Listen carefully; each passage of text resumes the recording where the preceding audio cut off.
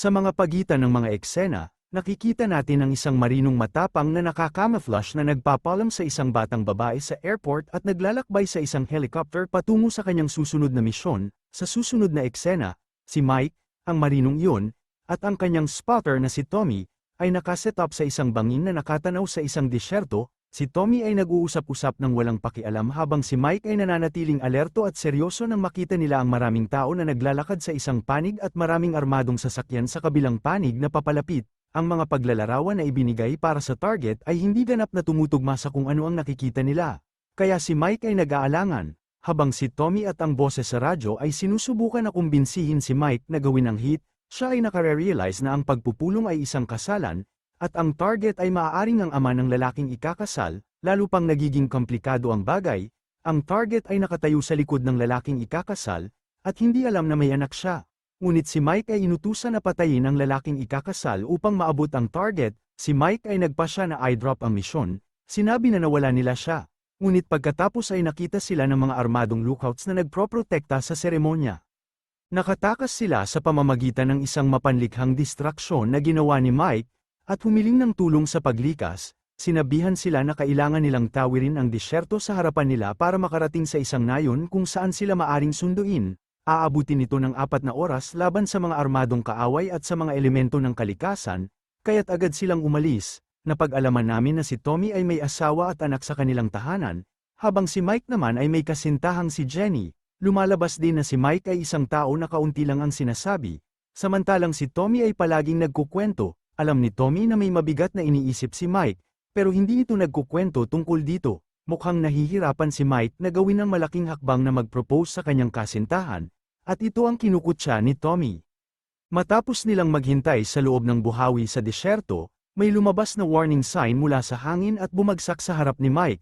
Seryoso itong tinignan ni Mike at sinabing maraming mina ang nakabaon sa lupaing yun, pero siniguro ni Tommy na trick lang iyon ng mga Berber para palayasin ang mga kaaway at nangangahulugan na malapit na sila sa destinasyon. Naglakad si Tommy ng walang pag-aalinlangan, nagkukwento tungkol sa kanyang uhaw at nagbibiro. Binigyan siya ni Mike ng tubig, at labis siyang nagpapasalamat.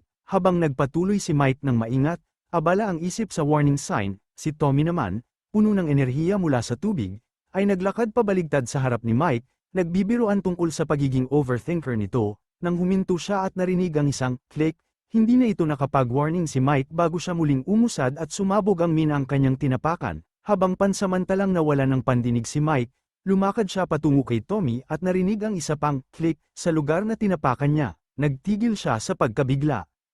Nakita natin na nakaligtas si Tommy sa pagsabog, ngunit nawala ang parehong mga binti niya sa ibaba ng tuhod, wala sa sarili. Sumisigaw siya para kay Mike, habang hindi makagalaw si Mike. Sinisikap niyang kalmayan si Tommy.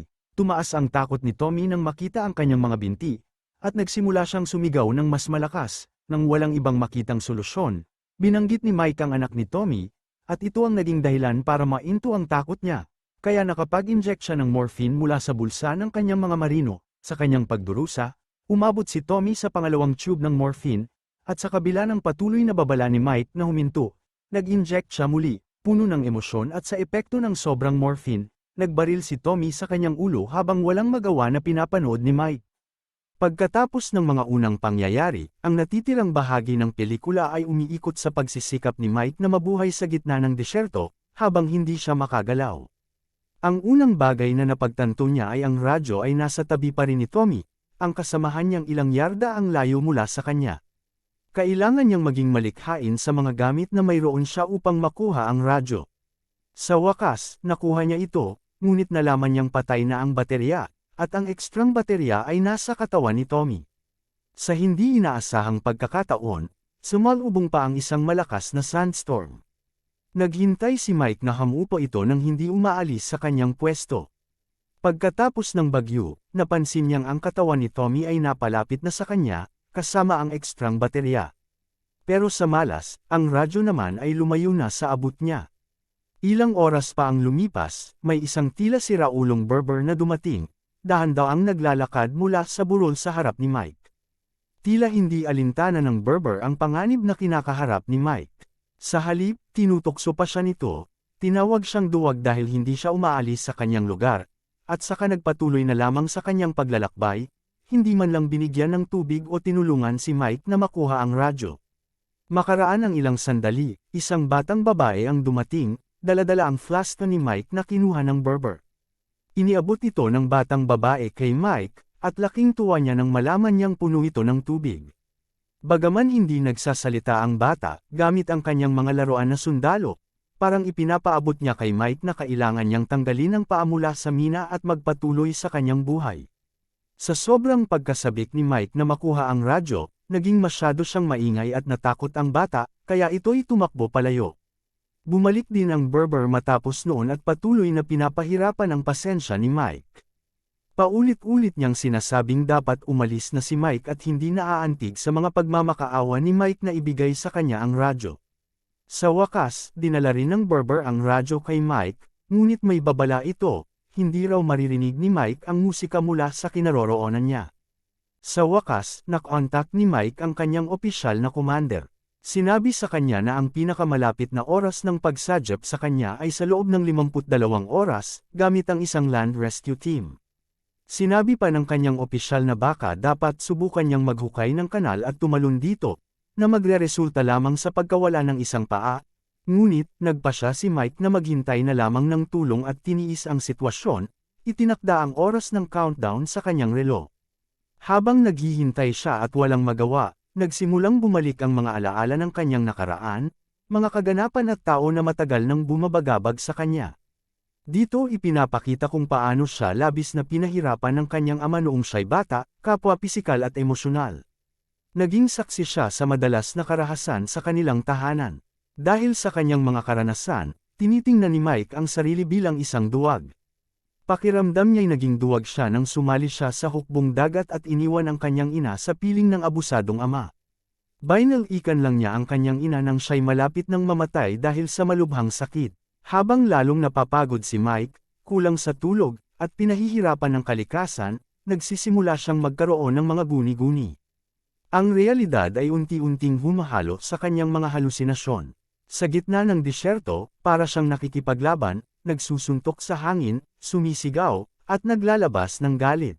Bumalik ang Berber, dumaan muli sa isang zigzag na ruta para maiwasan ang mga mina, tulad ng dati.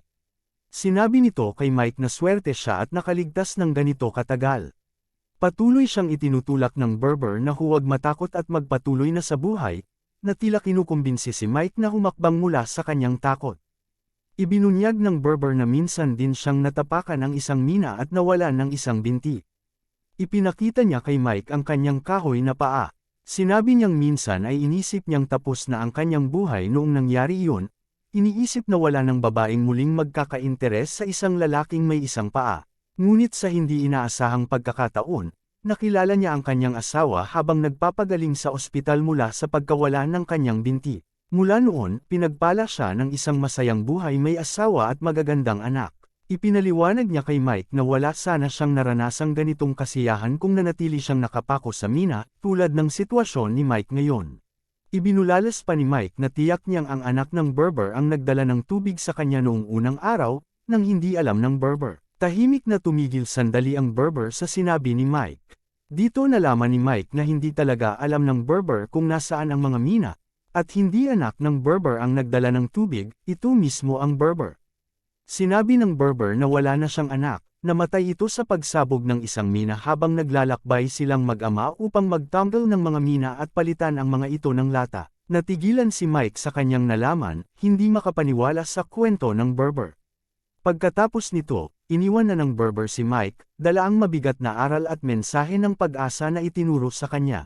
Halos aalis na si Mike sa ibabaw ng mina nang makatanggap siya ng tawag mula sa kanyang major sa radyo, sinasabi na naantala ang kanilang pagsadyap ng ilang oras. Dahil dito, mas lumala ang mga halusinasyon ni Mike, mas naging makatotohanan at nakakatakot. Sa mga guni-guning ito, natutunan natin na bago pumanaw ang kanyang ina, binigyan siya nito ng mapagmahal na basbas na magpatuloy sa kanyang buhay. Habang tuluyan ng humihiwalay si Mike sa realidad, lumitaw ang kanyang ama sa disyerto, hinaharap siya ng kanyang pinakamasakit na alaala. Sa simula, tinutuya at hinahamon siya ng kanyang ama, inuulit ang mga mapanakit na salita at kilos mula sa kanilang nakaraan. Ngunit, habang nagtatagal, emosyonal na rin itong naging malambot at, sa isang paraan, humihingi ng paumanhin para sa lahat ng nagawa niyang mali kay Mike. Sa kabila ng lahat ng galit at sakit na nararamdaman ni Mike, hawak na niya ang baril at halos iputok ito sa kanyang ama, ngunit sa huli, hindi niya ginawa. Sa halip, niyakap nila ang isa't isa, parehong umiiyak, parang isang pagpapatawad at pagsasara sa sugat ng kanilang nakaraan. Sa sandaling iyon, narinig ni Mike sa radyo na ang rescue team ay dumadaan na malapit sa kanyang kinaroroonan, ngunit kailangan niyang ipaalam ang eksaktong lokasyon niya dahil hindi sila maaaring huminto para hanapin siya. Nakita niyang ang tanging paraan para ipakita ang kanyang lokasyon, ang flare, ay hindi niya maabot. Ang matinding pagnanais na ngayong mag-propose sa kanyang kasintahan ang nagbigay sa kanya ng tapang at lakas ng loob na gawin ang dapat. Sa wakas, tumalon si Mike, isang hakbang palayo sa mina at patungo sa kaligtasan, puno ng bagong pag-asa at determinasyon para sa buhay at sa pag-ibig. Walang nangyari, walang pagsabog, natuklasan ni Mike na ang mina na tinapakan niya ay isa lang palang lata, marahil isa sa mga inilagay ng anak ng Berber noong siya'y nabubuhay pa. Sa wakas, pagdating niya sa bahay, sa paliparan, naroon si Jenny, naghihintay sa kanya habang luhaan sa tuwa, bago pa man niya ito may akap, lumuhod si Mike sa harap niya. Tulad ng kanyang mga nakaraang alaalang laging natatapos sa ganitong eksena, ngayon, handa na siyang mag-propose. Subscribe and turn on the notification bell for more video like this. Thanks for watching.